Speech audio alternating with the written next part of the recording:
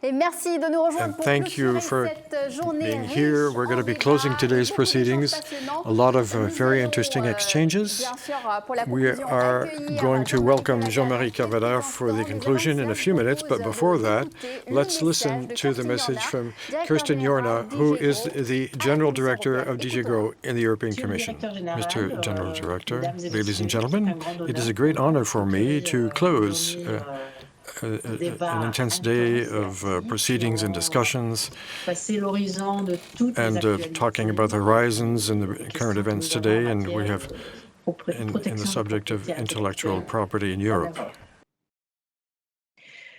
I would like, in my turn, to invite you to the machine room in the European Commission with respect to what we're preparing, what we're working on. I'd like to start with the patents. We've talked about it a lot today.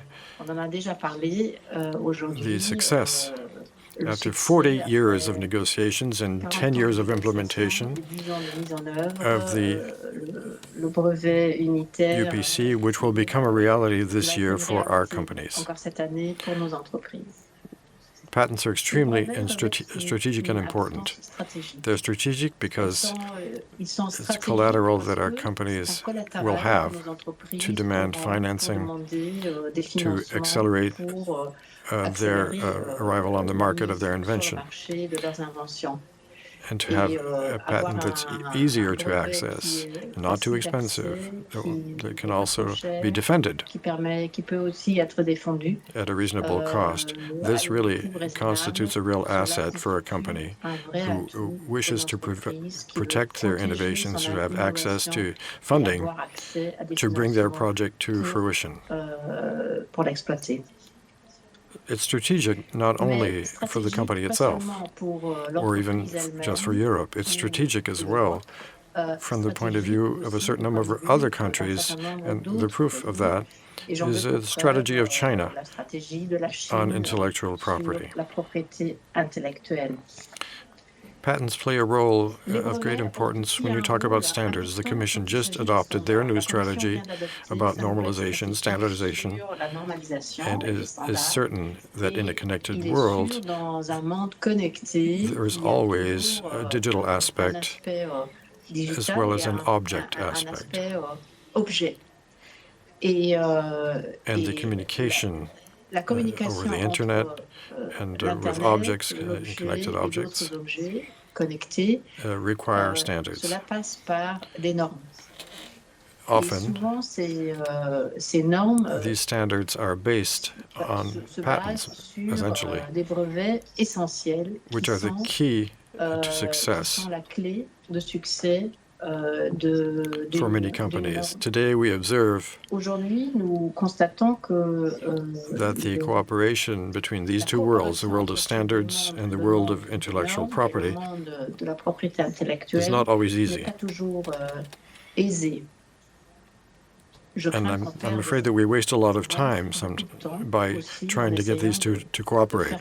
The Commission wishes to envisage reforms to clarify and improve the governmental framework in granting licenses and governing the respect of patents.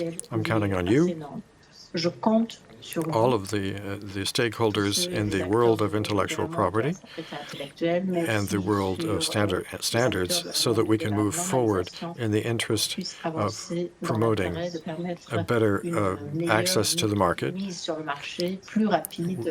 with for example, green tech that we need to succeed in the challenge of the energy transition.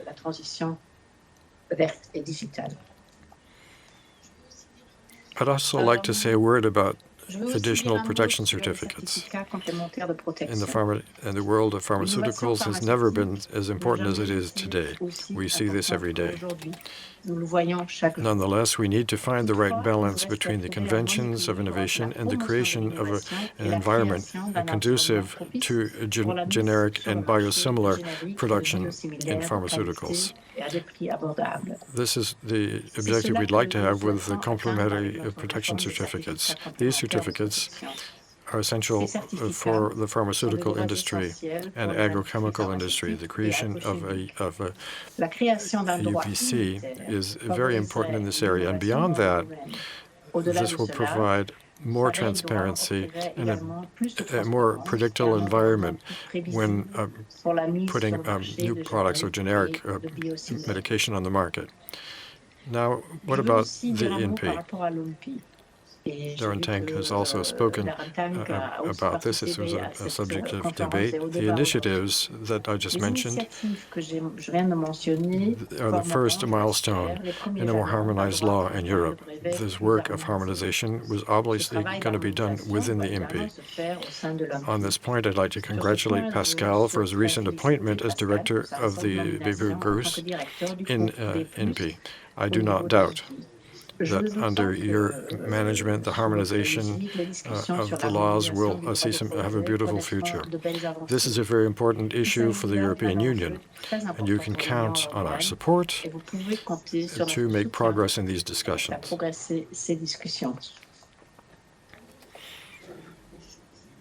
Another area we're working on in this machine are the geographical indications. In our action plan in intellectual property in 2020, the Commission finalized its impact analysis for a system of geographical indications for craft and industrial products. We are working currently on a legislation that would be part and parcel of more general work to improve resilience in the European Union. Since 2015, in fact, the European Parliament has been asking for this legislative proposal.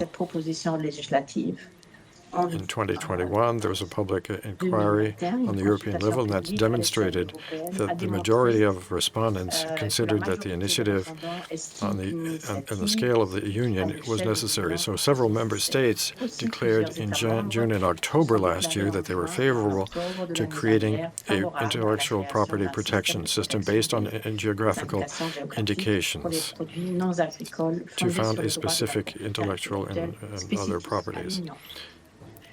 So we're happy to work with the French presidency in this area, and we're convinced that with their precious support, we will succeed in proposing a text by the spring. One last word concerning an area which is not very fun. It is the toolbox against counterfeiting. Despite our efforts, the temptation to counterfeit is growing. That's an economic problem, but there's also a risk for the health, the environment, and the safety of European citizens. Counterfeiters are extremely inventive, and they do not hesitate to profit from the weaknesses in our system.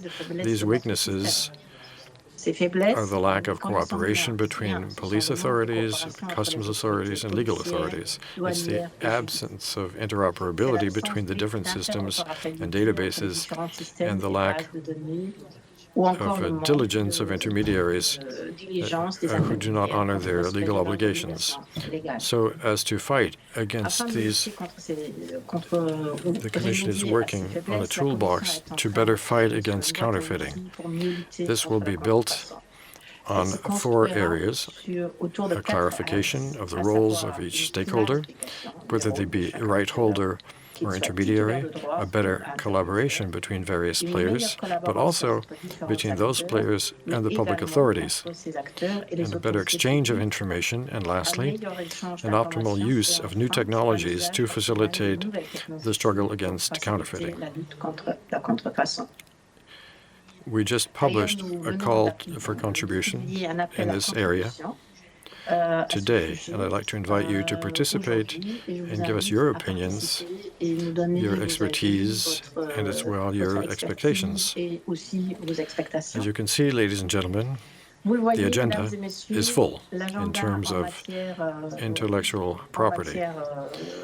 It's very dense, it's ambitious, and it's going to help us, notably our innovative companies, to find solutions that we need in order to succeed in these double challenges of the green transition and the digital transition. Thank you very much, and I'm counting on you way beyond the outlines of this conference. Thank you very much.